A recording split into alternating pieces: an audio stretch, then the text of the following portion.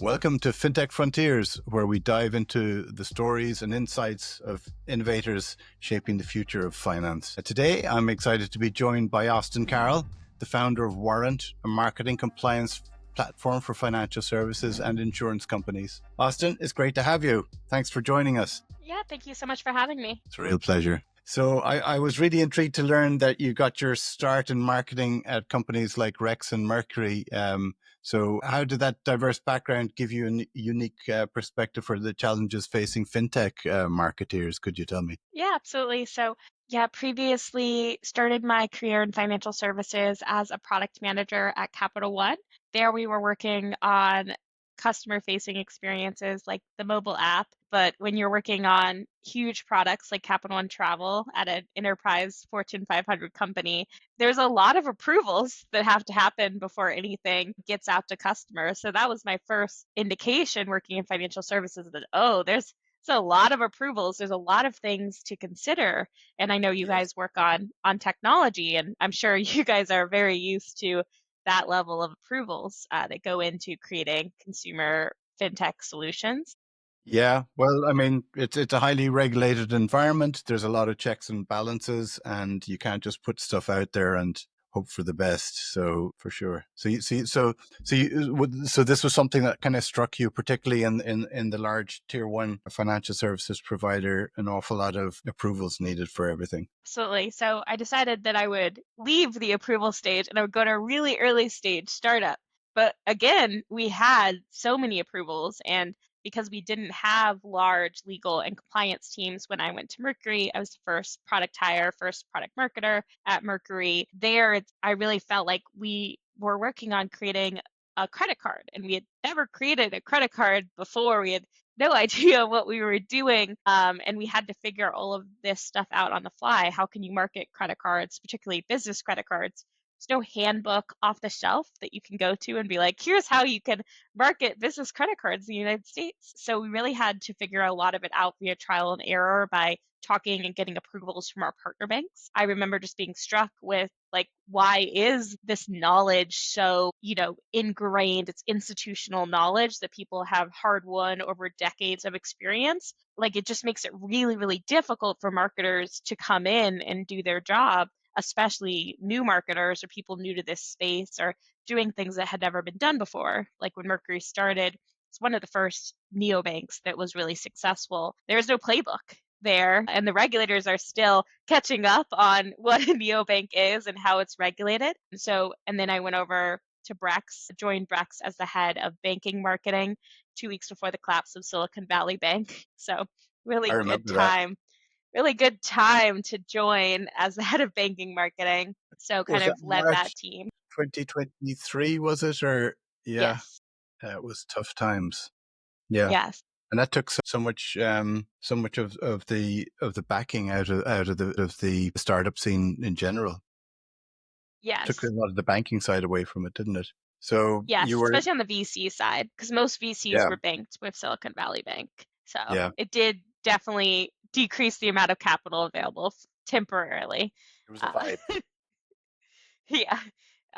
Yeah, you definitely couldn't get a check from a VC in the 2 months following before they Yeah, got access to their accounts again. yeah, yeah. Well, yeah, that was the immediate effect. But I think once you're outside the immediate blast zone, there was. I think there was the interest rates started on a big upward trajectory, and I think another thing possibly under the Biden administration, the SEC was clamping down on large scale exits at the upper end of the market, so that the investors were finding it difficult to get their return on an investment, and we all saw the VC investment cycle became fractured. I think really, probably still to a degree is. Yes, the VC, I know this is kind of like a diversion from the main topic, but VC it's changing more rapidly than it ever has at any other point, I think, in history, Mhm. except Yeah, maybe the his computer crash or whatever. I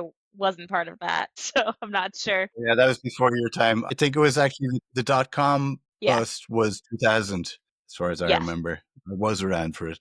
I know you wouldn't be able to guess, but yeah, so it kind of took the wheels off a lot of things. But then there had been a lot of what was known at the time as irrational exuberance, and that there was a lot of bets made that didn't pay off, I suppose. I But do anyway, think yeah. like So VCs, they just need to look at new kind of metrics, new kind of green flags than they ever have looked at in the past. It used to be a green flag for like a pre-seed investment would be a working demo. I can create a working demo in V0. It's not the funnest thing to do because it constantly breaks, but like I can create that demo in a way in a day, which used to mm, take months to 6 months to a year. are you talking vibe coding now? Yes, although I don't know, like people calling it vibe coding. I don't think it's really a vibe. It's really tedious and annoying, keeps breaking, but it will Yeah, keep getting better. So I yeah, think it's a good way to, it used to be you would design something in Figma, you would hand it off to a developer. Now I can give my developer something that kind of works and has like all the filters and the drop downs that they need to build, just like a more complete way to give product requirements than has yeah, ever been the case. But yeah, yeah, you definitely don't want to deploy something you built in V0. I think that that's where the disconnect is. yeah. VCs are hearing, okay, you can create a demo in a day, but it's actually, I think, harder than ever to make that a production level application that can be used by a mid-market or enterprise. Yeah, yeah, that's it. I would agree with you, but other people would argue with Cursor and things like that that you can make robust, scalable, integrated, mission critical platforms with it. I haven't seen that in production yet, but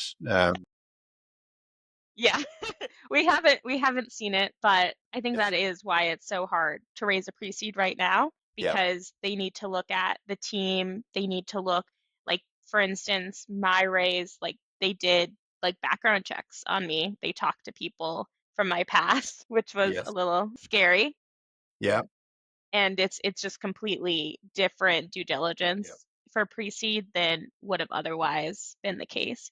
yeah. Distribution and branding is really important as well. Yeah, I think that the VCs want to see, okay, so it's a great idea, it's a good team, there's some kind of MVP there, but they want to see there's actually traction, there's people willing to pay for it, and they want to see the sales engine, the marketing sales engine, so that so that they're, so it has gone a long way from where it was, and probably needed to, but yeah. Yeah, we're overcorrecting again, I think, as an industry. Yeah, overcycling and then undercycling.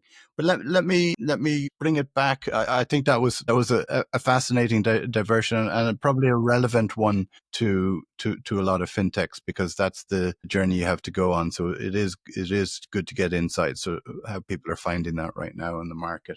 So I know you mentioned your experience seeing the friction between marketing, legal, and compliance. Can you tell me more about what motivated you to create a solution to bridge that gap? Yeah, I mean, I think when you rely on information that's only available to one department, but yet you're responsible for the outcomes, you're responsible in marketing for the revenue generated, you're responsible for how many marketing projects are completed, and you're relying on compliance and legal to review these materials and let you know where you went wrong. It just, to your point, like, it creates unbelievable tension and it leads to lower retention in marketing.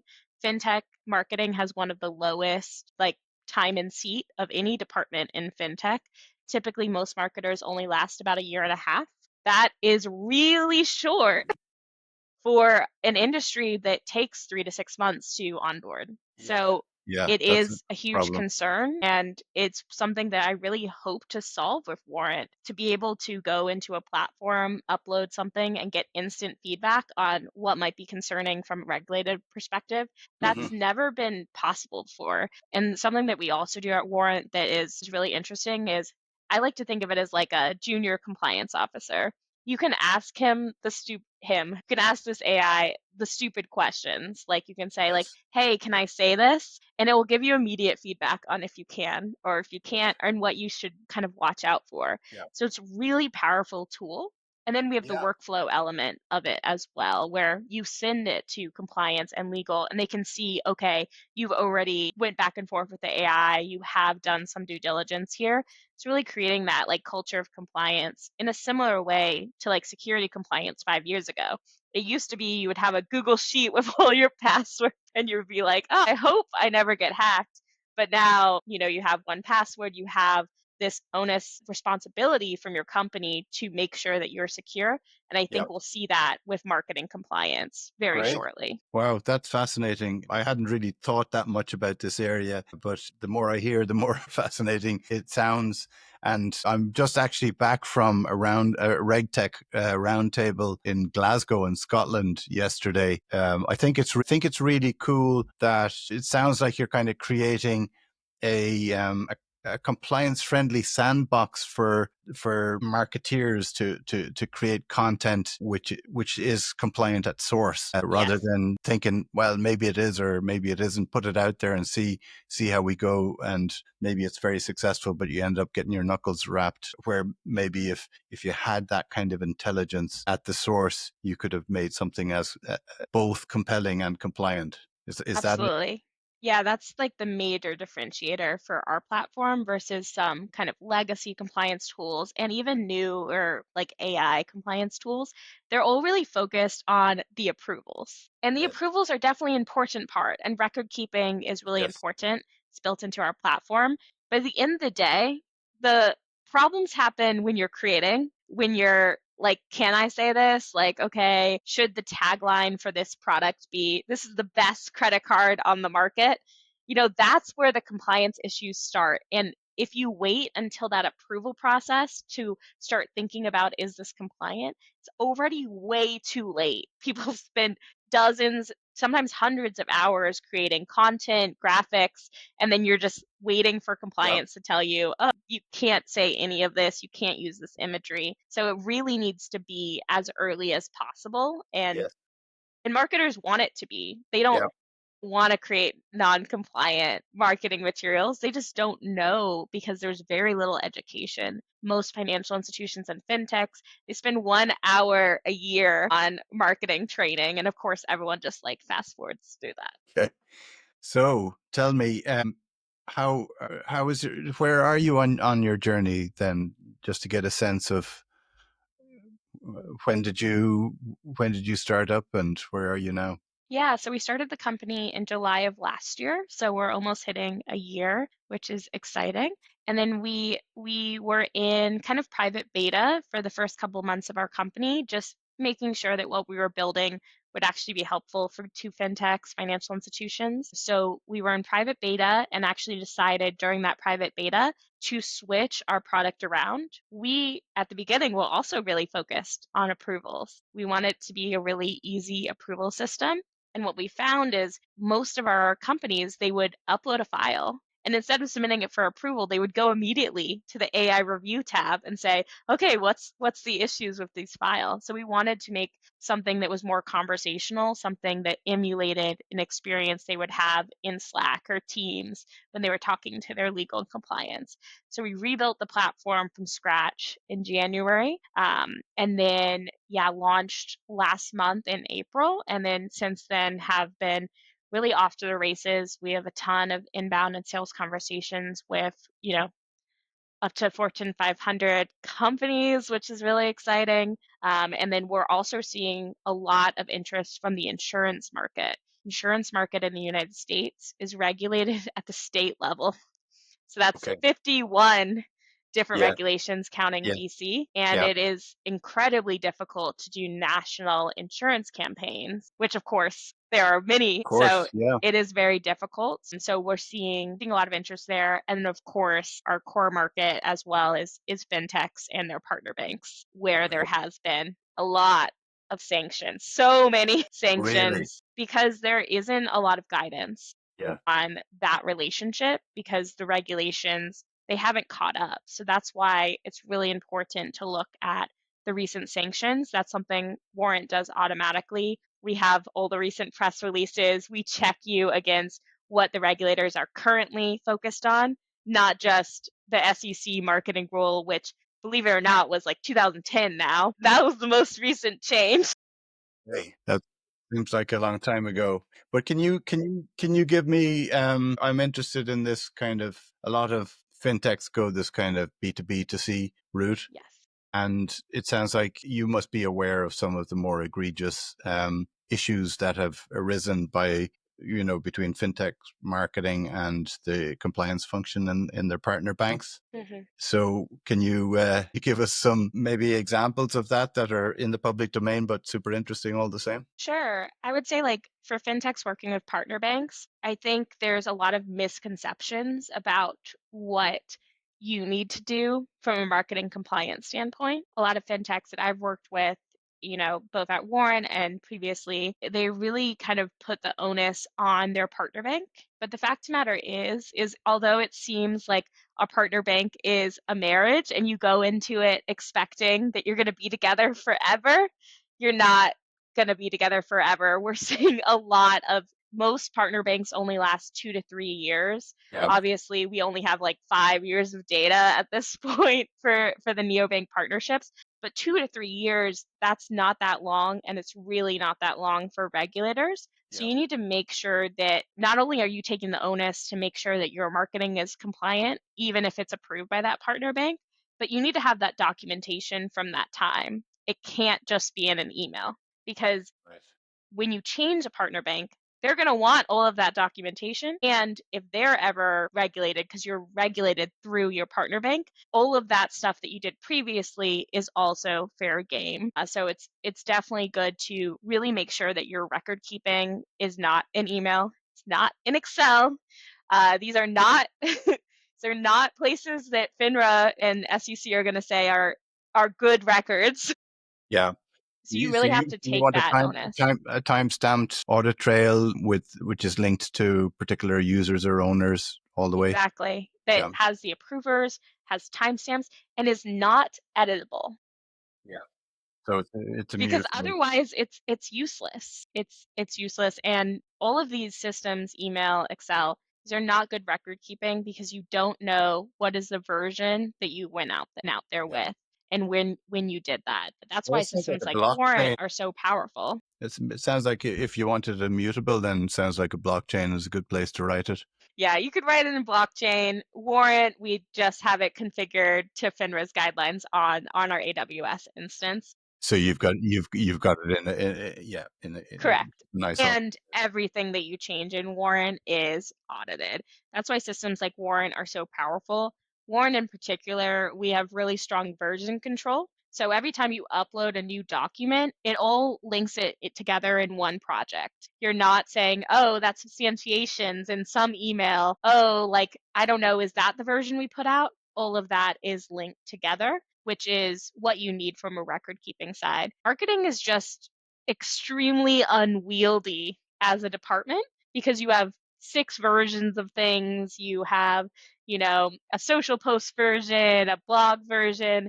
You really need to keep that all together for the regulators to be able to understand what you marketed and when. Yeah. What did you put out there and when? You've got so is your it's a kind of SaaS B2B model that goes into fintechs and banks, and presumably you can have users in both organizations and both marketeers, compliance people, potentially you could be auditors as well, or Yes, that that's they why might look at the output. Yeah. partner banks really like us because they can manage all of their different fintechs within individual boards that are customized to them. Yeah. It's a much easier approval process than what most Yeah. companies currently use, which is email. Yeah. If Yeah. you have 18 fintechs and they're all sending you different marketing materials every day in an email, that is not a scalable solution for Yeah. most compliance teams. And are you seeing, so is that with the tier ones or the tier two/threes that you would be seeing financial institutions that you'd be seeing that diversity of fintech providers in the supply chain? I'm sorry. What? So is it the big banks or the mid-sized banks are having maybe 18 fintechs providing product into them? I'd say that most partner banks are around the 10 to 18 mark at this point, Right. Okay. Interesting. which is not great because the compliance teams in them are typically 2 to 3. Although I do think Column just amped up their compliance team, but I would say that yeah, it's a huge issue, and they also have immense turnover at these partner banks in compliance because of this stress of always having something new to review. And at Hmm. the end of the day, if you're using email for this and you're not using an AI solution, I just told you there's so many different regulators in the United States, the state level, the federal level, and there's a lot of confusion right now, especially around Consumer Financial Protection Bureau. There is no way that you, as a compliance officer, can review 20 pieces of content a day to 100% accuracy on all of the changing regulations and all of the changing regulators. It's just Yeah. like, it's crazy that we've been doing it like this for so long because it's actually impossible. And that's why we see even these larger institutions, Wells Fargo, Capital One, they have hundreds of people dedicated to marketing compliance, and Yeah. yet they Yeah. can't get it right. Yeah. They get fines every year. So there's really no hope for the fintechs in the Yeah. world. So It's a, it's really important to use tooling for yeah. use cases like this. Yeah, and I guess it's the classic thing. I mean, I think what we're seeing with LLMs and Gen AI, that generation of technology, that in a lot of the banks, large and mid-size, and also in the fintechs, that they're in a phase more so of rolling them out internally or maybe to the back office functions rather than that it's getting straight out there to the customers, because everyone's trying to get their head around it, and they want to maybe increase productivity or reduce pressure off teams, have more lower value activities being handled by specially trained LLMs to allow the humans to be involved in those higher value activities that they like to do, that are more interesting, and not to be bogged down with a wall of stuff coming at them that they can't really deal with. So you're helping, and that's the kind of model I'm hearing. Yeah, I think like I've never seen a SaaS tool like ours that has such a strong ROI in both time saved that's currently being wasted by these very expensive compliance officers. It's not cheap to have a compliance officer spend an hour reviewing a 50-page document for absolute claims. Like we have that value there. It also allows you to create more marketing faster and get it approved faster, which can, have a really positive impact on revenue. And then, although it's not customer facing, at the end of the day, it has huge brand value to protect your customers. We've Yeah. seen that with Wells Fargo. We've seen that with Robinhood. If you are involved in these sanctions, these negative news articles, class action lawsuits, that is incredibly damaging to your brand at a time when it's never been more competitive in fintech Yeah. and financial services. Doesn't matter if there's a branch locally anymore. I can bank around the world. I can open a bank account in Ireland, probably. There is such big competition. So, brand has never been more important, and everyone needs to protect that brand. And Yeah. part of that is complying with regulations. Yeah, yeah, exactly. And I think the brand, your reputation is so important. And I think ironically that for LLM based kind of features or capabilities,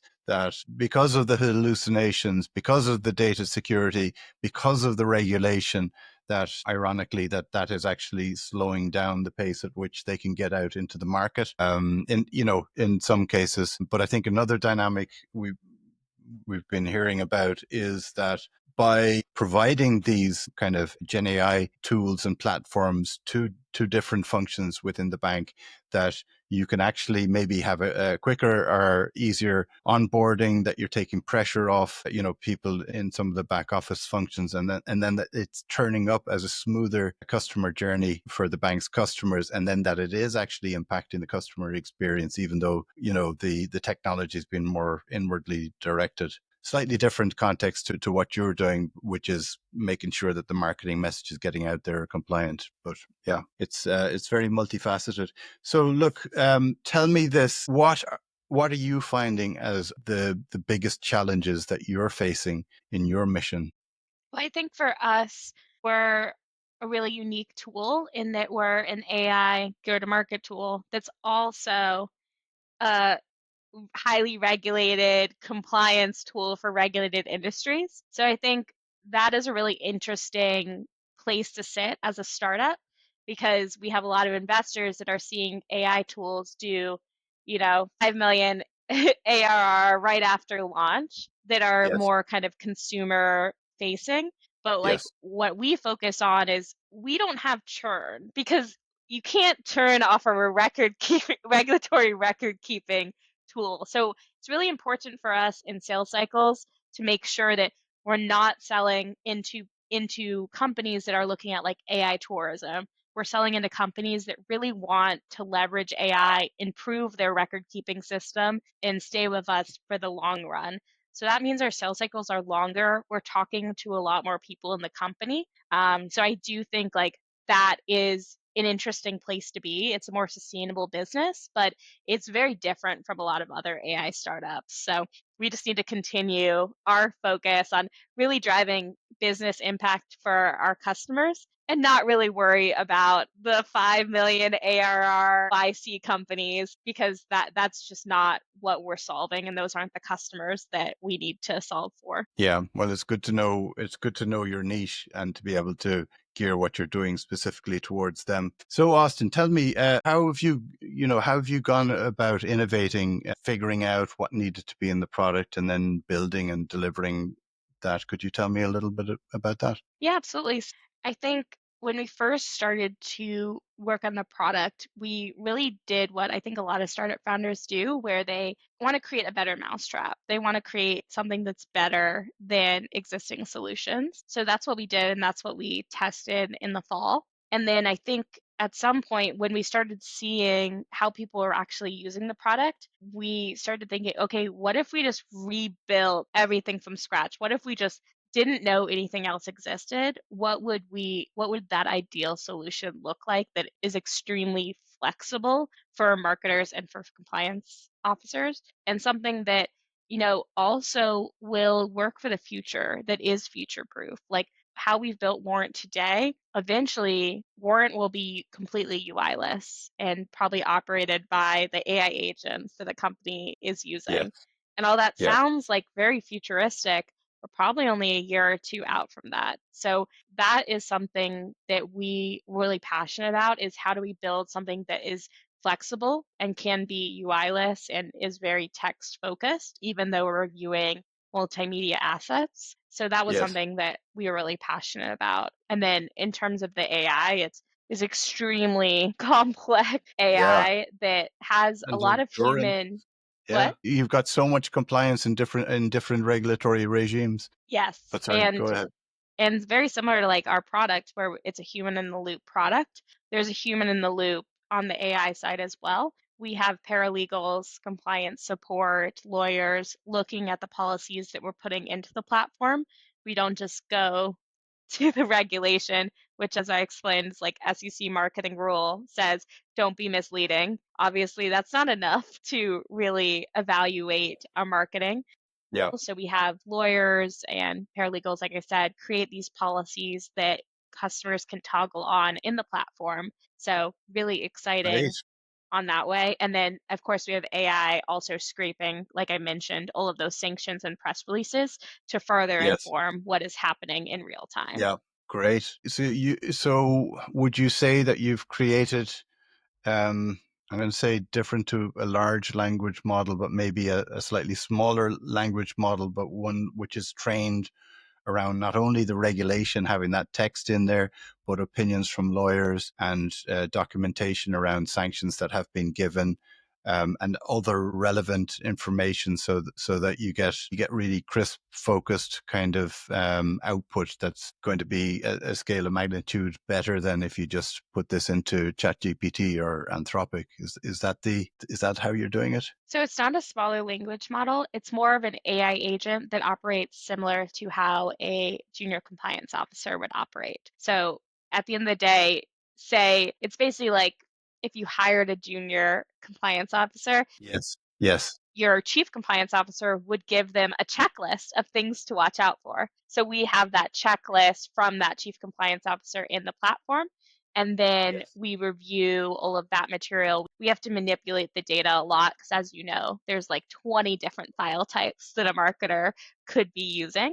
So we manipulate that data. That's kind of the trickier part of our product as well as the AI. And then we take it through steps. So it Yeah. reviews these policies, it reviews brand guidelines, and then it can also make suggestions based on materials that you've approved in the past. So it's not creating like random suggestions, like if you put in Yes. ChatGPT, how do I rephrase this? Comes out with Yes. the most off the wall things. This is Yeah. based on what you have previously done. So, for Yeah. instance, if you got flagged because you said Brex business account is the best banking product on the market, it's going to say, okay, that's an absolute claim. You can't say that. But what you can say is you can say Brex is the number one startup bank account based on the Startup Grind Award of 2025 or whatever. Right. It's going to Yes. prompt you to give These are substantiation. It's going some to make good those alternative suggestions. options that would comply. Yeah, Fantastic. that you've already got approved in the past. That's how it really cuts down on that approval time because Super. this is Yeah. something your lawyers are already comfortable with saying. That's Yeah. kind of like tying that in. But yes, sometimes on I'm guessing the demos, regulators are keen on what you're doing, in that yes. it can keep the banks and the fintechs out of trouble, and that's less trouble for them if people have greater ease with complying, greater ease with comprehending and complying, and that they mightn't be. And is this, have you got some metrics maybe to indicate the sort of impact that you're making? How do you measure that? Yeah, so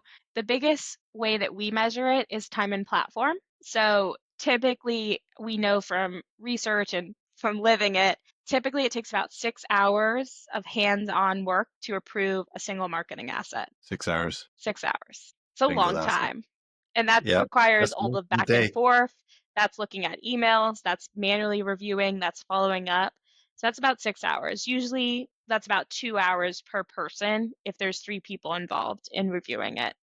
Yes, So with our platform, we've seen fintechs go from 6 hours to 15 minutes. It's a brilliant. huge, Yeah, huge time savings. yeah, So those are kind of what we track the most. But we're also starting to track as people start to use our platform more, we're starting to track, are they increasing the amount of marketing content that they're putting out there? Because that's a really great metric as well, because that's when you're yes, going to start seeing the ROI from a revenue perspective.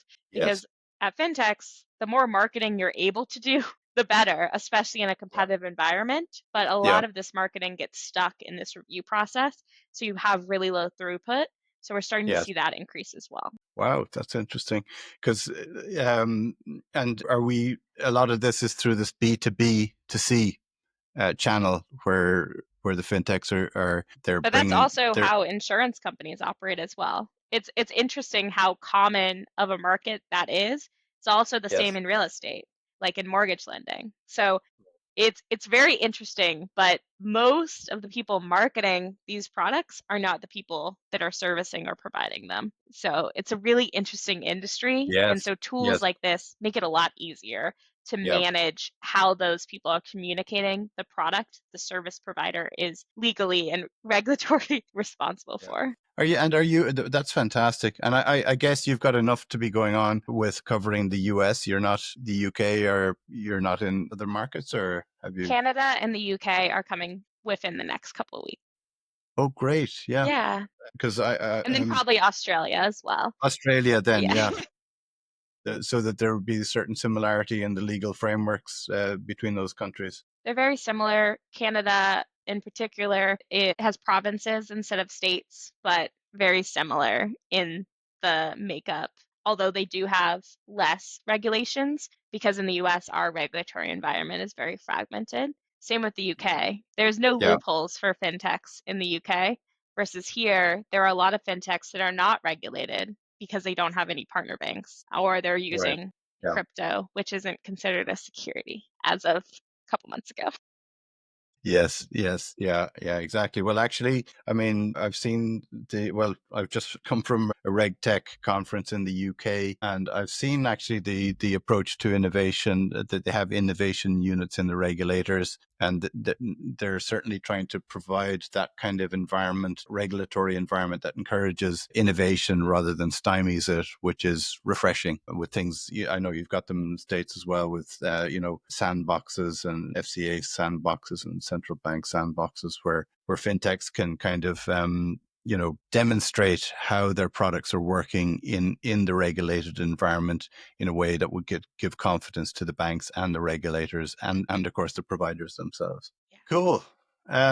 Tell me, Austin, what do the next 12 months hold? And then what's the vision for, maybe where do you see it all going in, say, the next 5 years? I know it's a long time, but 12 months, 5 years, Yeah, I mean, I think the major thing is only 10% of financial institutions worldwide are testing AI in a production environment. yeah, Testing, not that would even implementing. So I think we're still really, really early in that adoptive cycle. I think yeah, the first use case that they're looking at is development assistance, and then the second is compliance. So we're starting to really see that in both our inbounds and the interest there. So I think it will be continuing to build the name for ourselves as, a really novel solution that is, you know, really good for really small fintechs and up to Fortune 500 companies. Most of the existing solutions in the market don't care about smaller fintechs. We do. You can use our platform if you have one person, two people, just to make sure that you're compliant. And on that note, looking forward, my vision is really, why stop at financial services? If you are using AI to generate marketing content, as everyone is basically, yes, it's going to be really important to have a compliance software and make sure that you are remaining compliant with your regulations, whether you're in like a general technology software company, whether you're selling skincare, it's going to be really important. Otherwise, if you're generating 20 pieces of content a day, you're not going to be able to afford an outside lawyer or in-house lawyer to be able to look over all of that content. So I think yeah. we're just preparing for that eventual reality where all marketing will need to go through some kind of marketing compliance check. Okay, so it's great. So you see yourself kind of really establishing your capability, your reputation, your client base, revenue stream within the financial services domain. Then maybe moving into different geographies, but then moving outside of that vertical into other ones because it's relevant right across the different industries. Absolutely. There's a lot more in common, like with the regulations between all regulated industries. And I would say that, everything is technically regulated, even if we choose not to care much about the consequences there. But I think if we do start to see legislation around needing to disclose that something is AI generated, it's going to become really important that you have that record keeping engine behind you. 100%, 100%. Well, look, I can see that you've got your mojo going, and I think it'll be an exciting journey ahead for you. Found the conversation fascinating, so we look forward to seeing where next for Warrant and for yourself. Thank you very much. Thank you. And then if you're interested in learning more about Warrant, would definitely check us out on Yeah, hellowarrant.com is our URL. You can sign up or you can book a demo with our sales team. And then we also do a newsletter every week, primarily focused on the US, although sometimes we do bring the UK in. It's called Marketing Most Wanted, and it's really focused on who's in trouble this week and also how the regulations are changing. We have a little bit of a sassy tone, so it's definitely a fun read. Would definitely recommend checking it out if you're a marketer or, a founder in the fintech space. brilliant. Thank you for sharing that. Marketers, you know where to go. Check it out.